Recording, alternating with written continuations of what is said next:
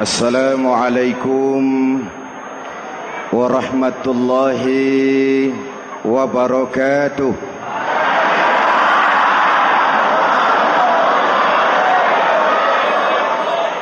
Alhamdulillahi rabbil alamin. Wassalatu wassalamu ala ashrafil mursalin Sayyidina wa maulana Muhammadin wa ala alihi wa sahbihi ajmain, amma ba'du. Para ulama yang saya muliakan, hadirin hadirat ma'asyiral muslimin yang saya cintai, banyak kita alami perubahan-perubahan yang terjadi, baik perubahan yang menyangkut sosial budaya, lebih-lebih yang menyangkut sosial politik. Yang tidak banyak mengalami perubahan adalah sosial ekonomi.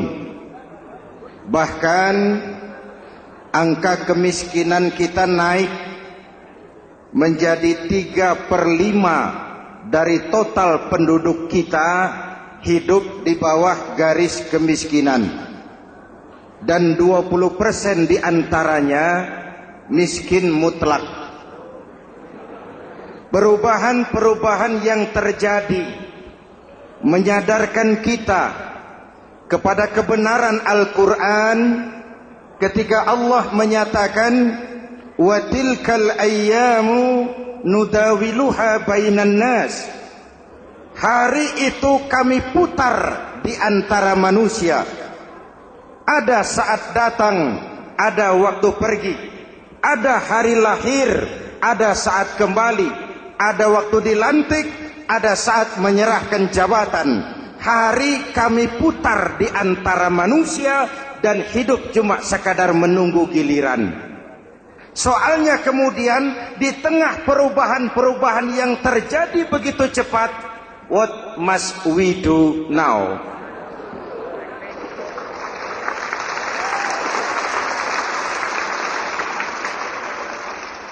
Saya juga nggak ngerti itu. Yang penting kan penampilan. Saudara-saudara kaum muslimin di seluruh tanah air, jadi pemimpin adalah pelayan bagi orang yang dipimpinnya. Okelah, perbaikan ekonomi, pembukaan lapangan kerja baru kita serahkan kepada pemerintah, karena kita percaya mereka orang-orang terpilih belaka yang dipilih dengan kepercayaan akan mampu membawa rakyat keluar dari kesulitan. Amin. Tugas kita sekarang di zaman susah meluruskan akidah. Jangan sampai mbah dukun yang naik ke permukaan. Betul? Islam misinya yang pertama membebaskan manusia dari kemusyrikan. 13 tahun Rasul berjuang di Mekah, menanamkan akidah, meluruskan keyakinan, membentuk iman. 13 tahun membebaskan manusia dari belenggu kemusyrikan. 13 tahun menanamkan la ilaha illallah Muhammadur Rasul dengan seluruh konsekuensinya. Kalau saya yakin tidak ada Tuhan selain Allah, saya tidak akan minta tolong kecuali hanya kepada Allah. Saya tidak akan pernah takut kecuali hanya kepada Allah. Saya tidak akan menggantungkan hidup kecuali hanya kepada Allah. Saya tidak akan minta rizki kecuali hanya kepada Allah. Saya tidak akan melarikan persoalan kecuali hanya kepada Allah. Kalau konsekuen dengan keyakinan ini, mbah dukun nggak dapat tempat.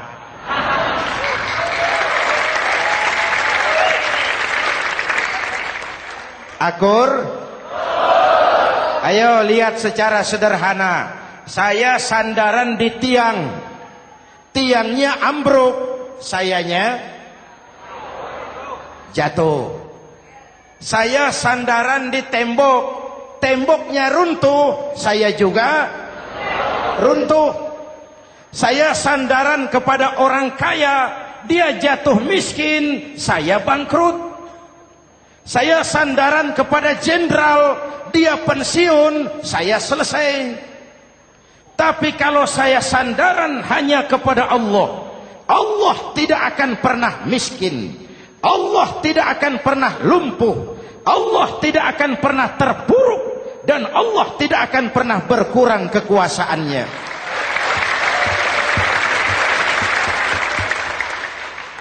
Maka umat Islam, sesulit apapun zaman yang kita hadapi, Allah juga tempat kita bersandar. Jelas? Selama ini kita iman dalam ucapan, tapi sekuler dalam perbuatan. Di masjid ada Allah, di kantor Allah tidak ada, maka korupsi merajalela.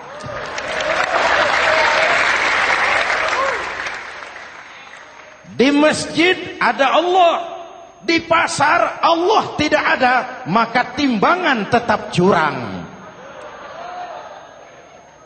Kita iman dalam ucapan, tapi sekuler dalam perbuatan.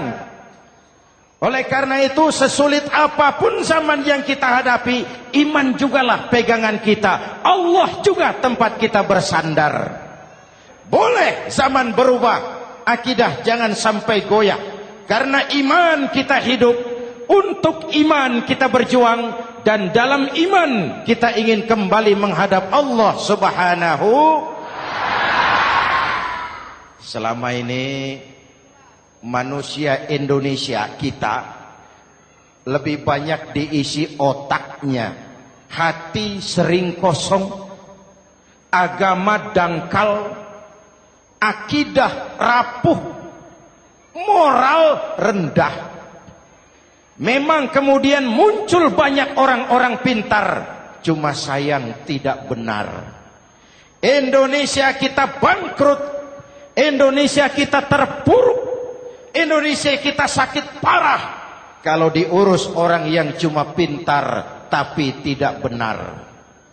Kita perlu orang-orang pintar, tapi kita lebih perlu orang benar. Jelas? Kalau cuma pintar tapi tidak benar, itu yang sering saya sampaikan, nanti disuruh ngurus beras malah nimbun beras.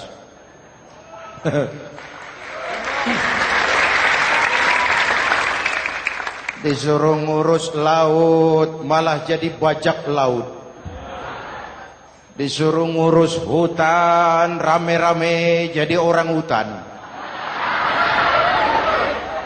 Jutaan hektar hutan Indonesia kita ini merupakan kekayaan sumber daya alam kita yang harus digunakan bagi sebesar-besar kemaslahatan rakyat.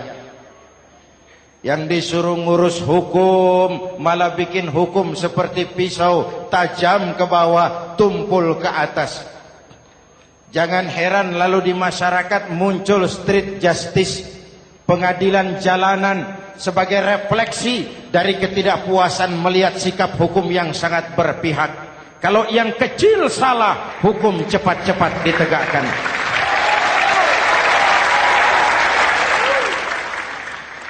Lihat saja sekarang ini kalau orang terkenal banyak uang punya masalah, antri yang bela. Betul?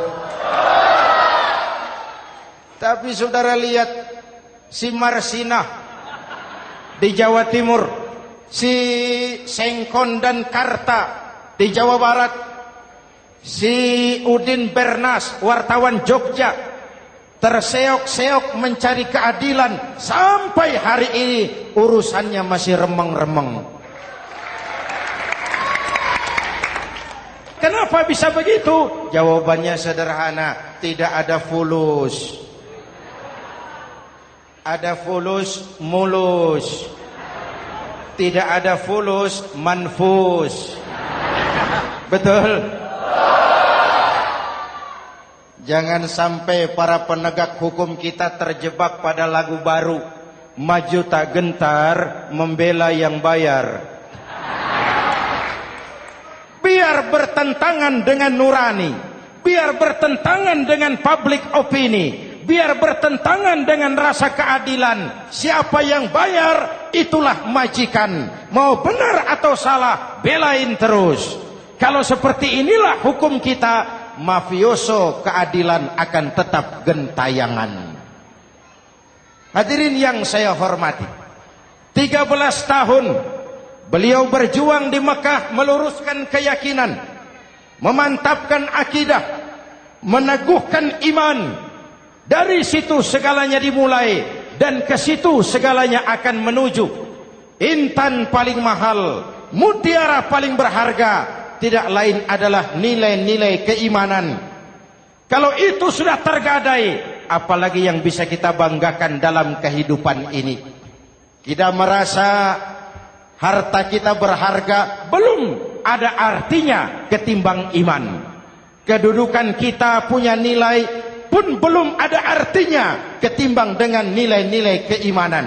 Itu intan paling mahal, itu mutiara paling berharga. Harta baru ada manfaatnya kalau dilandasi dengan iman. Jabatan dan kedudukan baru terasa gunanya kalau dilandasi dengan keimanan. Kalau jabatan lepas dari iman, yang akan lahir Fir'aun baru. Jelas? Kalau harta terlepas dari iman, yang akan muncul adalah konglomerat Korun. Kalau ilmu pengetahuan terlepas dari nilai dasar keimanan, maka yang akan muncul adalah ilmuwan pelacur yang menyalahkan yang benar, membenarkan yang salah untuk kepentingan pribadi. Dan kondisi seperti itu tidak akan membuat kita makin sehat. Oleh karena itu, pada kesempatan ini, pesan pertama saya, menghadapi zaman susah, tetap jaga akidah, tetap pelihara keyakinan. Kesulitan bukan untuk ditakuti, untuk diatasi. Hidup adalah kerja keras, bukan keajaiban. Perubahan tidak akan datang hanya dengan simsalabim abragadabra. Perubahan tidak akan muncul hanya dengan berandai-andai. Perubahan tidak akan turun dari langit seperti turunnya embun di waktu malam. Perubahan adalah kerja keras, sehingga Al-Quran membimbing kita, innallaha la yughayyiru ma biqaumin hatta yughayyiru ma bi anfusihim. Allah tidak akan mengubah keadaan suatu bangsa kalau mereka tidak mau mengubah apa yang ada di dalam diri mereka. Yang ada di dalam diri itu rule of thinking, state of mind, cara kita berpikir, cara kita memandang kehidupan, cara kita mengatasi persoalan. Hadirin yang saya hormati, inilah iman. Berangkat dari ini kita menyadari, ini ujian buat kita rakyat. Dan kita rakyat Indonesia ini kalau sama susah sih sudah kenyang. Ya Pak? Ya Pak? Kita ini sebagai bangsa mengalami apa yang disebut oleh Bung Karno up and down. Naik, turun, timbul, tenggelam, pasang, surut. 350 tahun dijajah oleh Belanda, kita susah. Berangkat Belanda masuk Jepang, susah lagi. Pergi Jepang, datang nikah, susah lagi. Lalu kita merdeka, dirongrong oleh berbagai pemberontakan, susah lagi. Makan bulgur, antri minyak. Lalu PKI berontak, susah lagi. Muncul orde baru, lama-lama susah lagi. Orde baru selesai, naik reformasi, mulai repot nasi, susah lagi.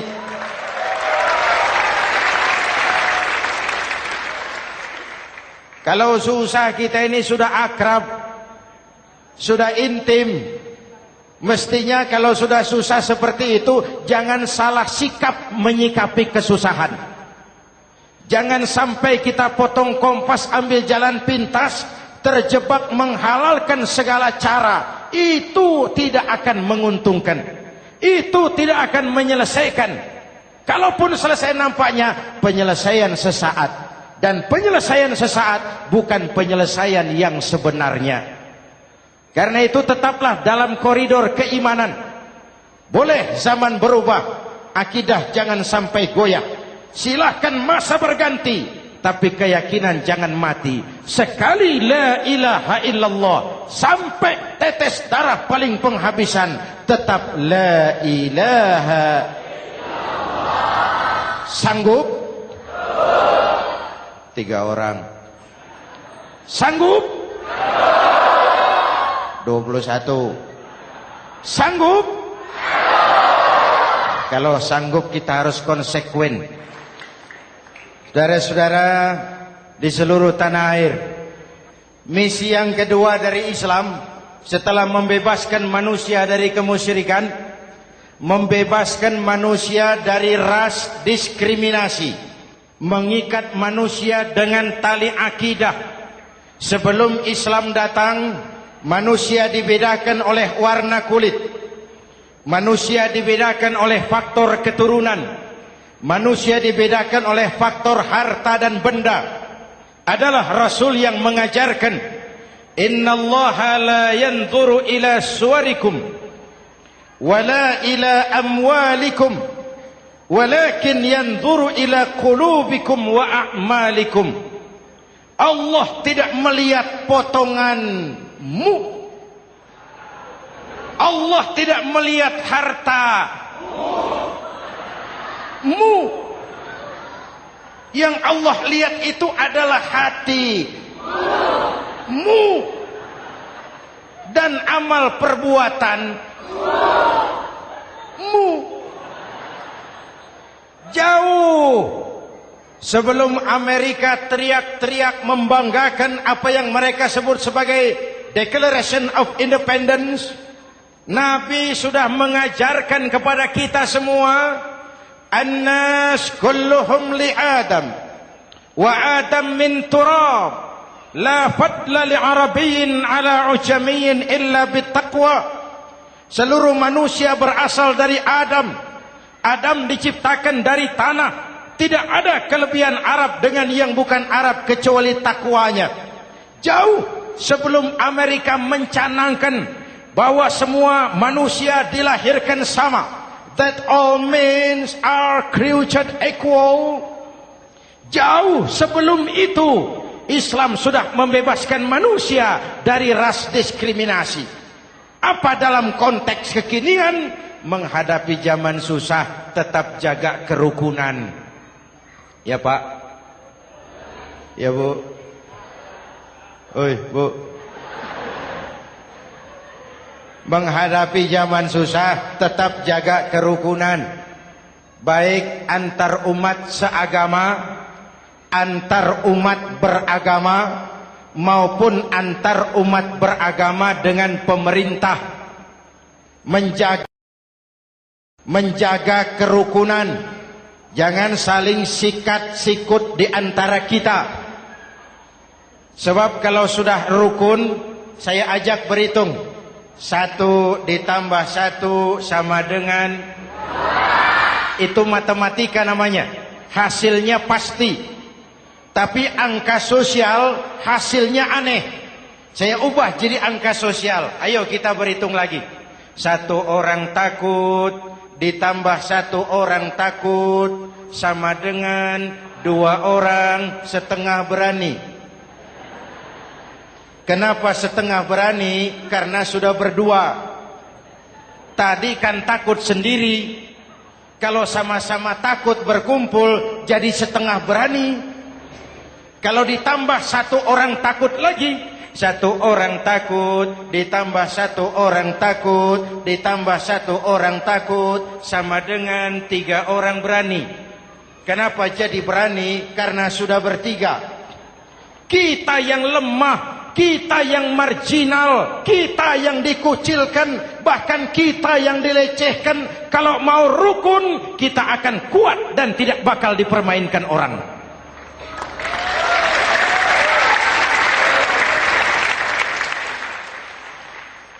Tapi kalau rukunnya yang satu mau menikam yang lain, saya ajak berhitung lagi.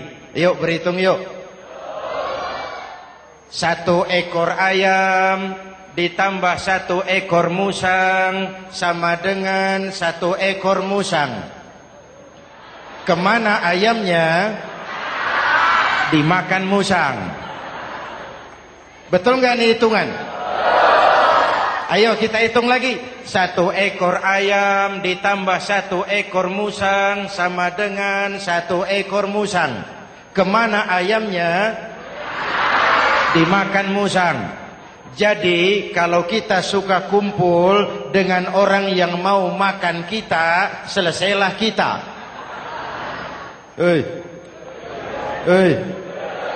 Maka kalau merasa kita ini ayam, yuk kumpul sama-sama ayam, pulang ke kandang ayam. Kalau ada ayam kumpul ke kandang musang, itu namanya ayam minum baygon. Jelas? Menjaga kerukunan. Pertama, antar umat seagama, sesama muslim harus saling menjaga, harus saling memelihara. Baik dia muslim yang jadi kapolri, baik dia muslim yang jadi kasat, baik dia muslim yang jadi pengusaha, baik dia muslim yang jadi petani, nelayan, guru, semua komit menjaga semangat kebersamaan, rukun antar umat seagama. Jelas? Jelas? Hadirin yang saya hormati, atas dasar itu saya ingatkan kembali, kita semua ingin persoalan terorisme dilepaskan kaitannya dari agama manapun. Tidak ada kaitannya terorisme dengan Islam, dengan Kristen, dengan Hindu, dengan Buddha. Tidak ada kaitannya terorisme dengan pondok pesantren.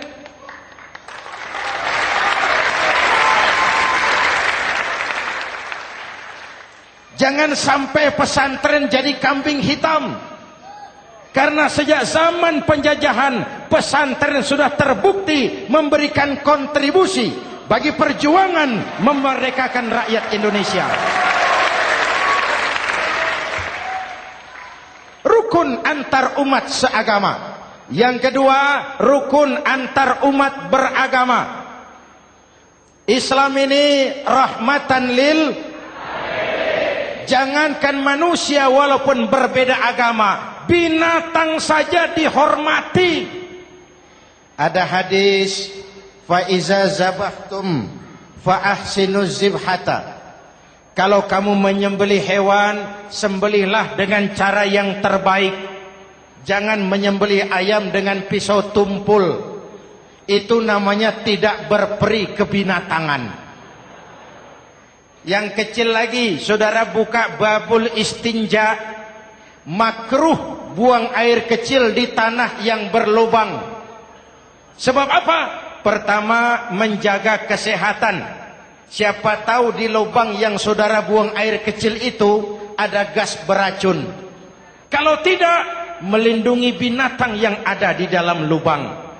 Siapa tahu di lubang yang saudara buang air kecil itu ada semut sedang rapat membahas terorisme. Apa dosanya lalu mati dikencingi? Ini namanya rahmatan lis semut. Binatang saja dilindungi. Maka perbedaan agama tidak harus menyebabkan kita bertolak belakang.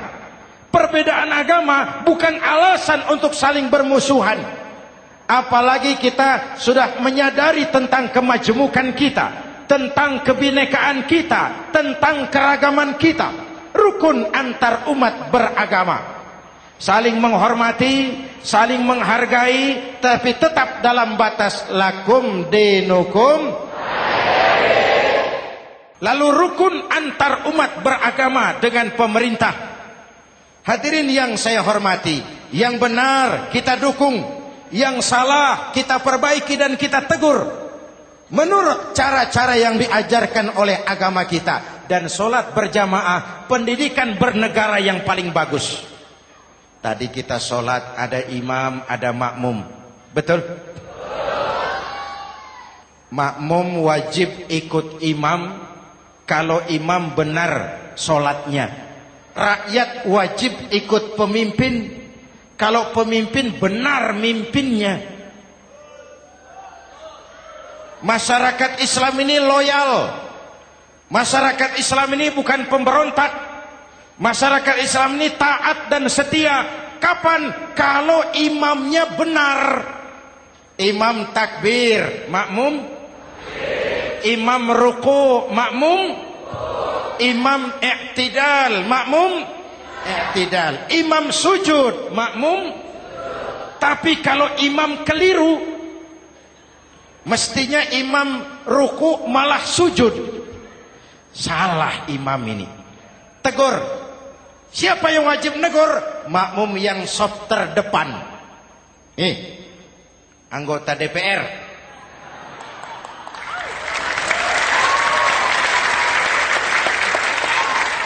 Ini wakil-wakil makmum ini, saf di depan ini. Kalau imam keliru, mereka paling tahu. Ngomong. Tegur. Bagaimana negurnya? Ada aturan main. Mestinya ruku, imam sujud. Salah ini imam. Subhanallah. Kan begitu negurnya.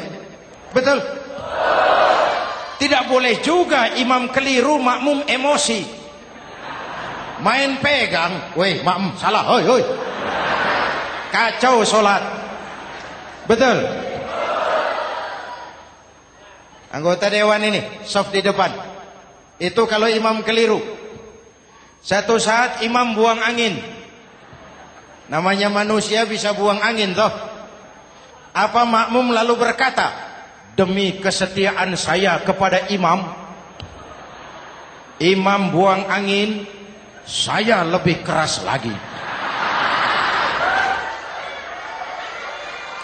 Itu namanya fanatisme buta, loyalitas yang goblok. Imam buang angin, minggir. Iyyaka na'budu wa iyyaka nasta'in. Sampai situ imam buang angin, minggir imam. Lalu saf yang di depan maju. Tidak usah bikin solat baru, teruskan pekerjaan imam. Ihdinas siratal mustaqim. Teruskan. Kenapa? Kalau bikin solat baru lagi, nanti buang angin lagi. Bikin lagi solat. Kapan selesainya solat? Kapan selesainya membangun negara ini?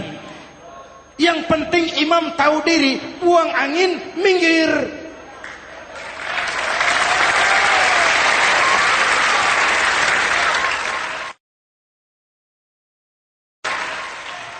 Ini kacaunya solat berjamaah kita sekarang. Kacaunya negeri kita sekarang. Banyak imam sudah buang angin, gengsi. Dia aja merasa nggak punya salah. Dikasih tahu sama makmum, imam tadi buang angin ya, malah jawab sedikit. Apa kalau sedikit lalu tidak batal solat itu? Mekanisme kehidupan sosial yang diatur lewat tuntunan solat berjamaah. Sehingga Nabi berpesan, kun imaman muta'an au ma'muman muti'an fala takun thalisan jazu'a. Kalau jadi pemimpin, jadilah pemimpin yang ditaati. Kalau jadi makmum, jadilah makmum yang mentaati. Jangan jadi golongan ketiga pemecah belah. Di depan tidak jalan, di belakang takut, ditaruh yang di tengah, di depan didorong, yang belakang ditendang. Ini namanya biang kerok. Saudara-saudara, dari uraian singkat ini saya ambil beberapa catatan pokok. Pertama, kalau ada intan paling mahal, kalau ada mutiara paling berharga dalam hidup kita, itu tidak lain adalah karena keyakinan. Hidup jadi indah, hidup jadi berharga, hidup jadi berarti kalau didasari atas sebuah keyakinan. Dan keyakinan itu tidak lain adalah nilai iman kita, akidah kita kepada Allah Subhanahu wa taala. Yang kedua, tetap menjaga kerukunan. Sesulit apapun zaman yang kita hadapi, kita tetap harus menjaga semangat kebersamaan. Kita harus tetap menjadi lem perekat yang menjaga keutuhan, baik sebagai bangsa maupun sebagai umat. Perbedaan adalah wajar, harus dihormati sebagai ciri kehidupan berdemokrasi. Tapi jangan perbedaan menjadi sebab kita bermusuhan, dan jangan perbedaan menyebabkan kita saling berpecah belah. Hormati perbedaan, jangan perbedaan dipandang sebagai permusuhan. Dengan akidah yang kuat dan kebersamaan yang kokoh, ayo kita hadapi kesulitan, kita atasi kesulitan, dan dengan kerja keras untuk menyongsong hari esok yang lebih pasti. Mari kita Fatihah, semoga Allah memelihara kita bangsa Indonesia. Ala hadhihi niyah wa ila hadratin Nabi. Al-Fatihah.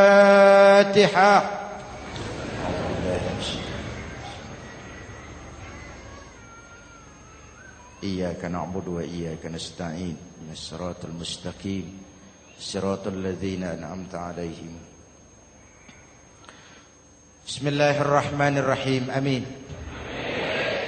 Alhamdulillahi rabbil alamin.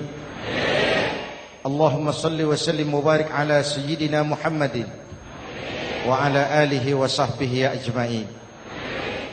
Allahumma rabbana taqabbal minna salatana wa siyamana wa qiyamana wa takhashu'ana wa ta'abbudana wa tammim taksirana ya arhamar rahimin.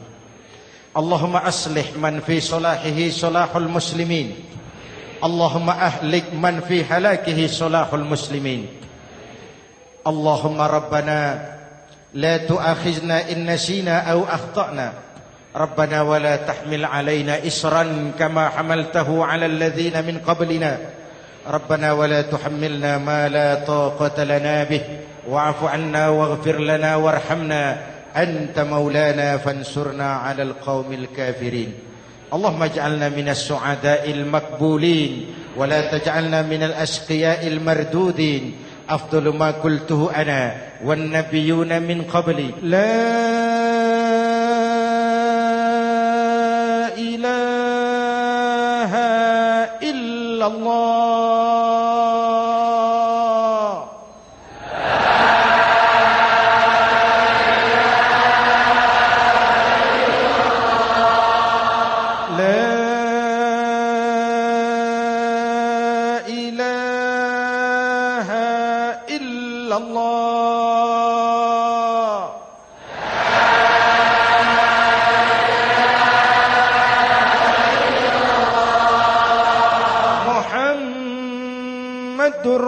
Rasulullah.